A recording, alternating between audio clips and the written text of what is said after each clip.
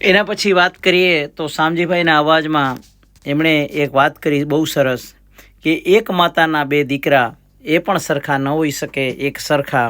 તો એની વાત કરીએ તો એમની વાણીમાં જેના મિત્રો આપણા ઘરના તમામ સભ્યો હોય એના બધાના કર્મ અલગ અલગ હોય. મીરાબાઈ એક ભજન લખ્યું છે, તો કર્મ કઈ રીતે અલગ હોય? એ કર્મનું સંગાથી રાણા મારું કોઈ નથી, એ લખ્યા જેના જુદા જુદા લેખ. એ